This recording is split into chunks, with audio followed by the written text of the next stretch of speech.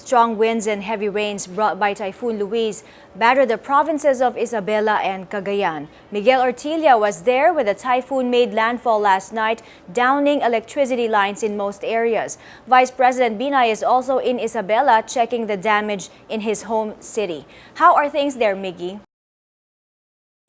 Yes, my Typhoon Luis's wrath was definitely felt throughout Cagayan Valley Region 2, especially at its strongest last night about 5 to 7 in the evening. However, it didn't stay in the region for long, leaving minimal damages to infrastructure. We have to take note, however, that this typhoon could leave a dent on the region's agricultural industry.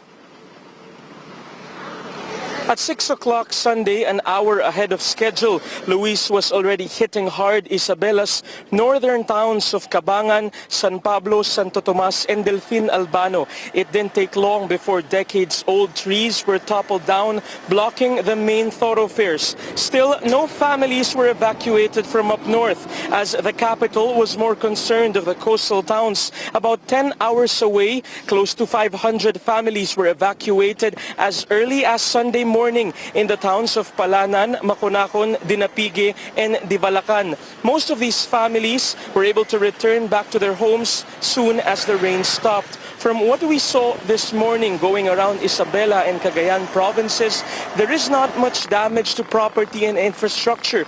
No casualties in Isabela, but there is one in Cagayan, an infant who was trapped under fallen concrete last night. Typhoon Luis, however, could have made more impact on the region's agriculture as the rice and corn granary of the north.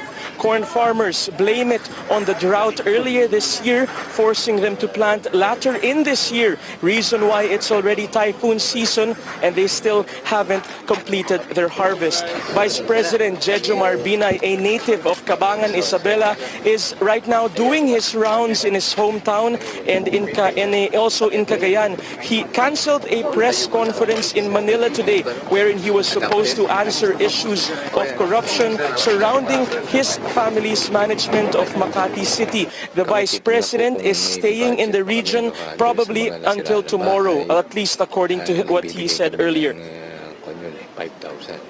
As you can see behind me, here in Alcala, Cagayan is already very sunny.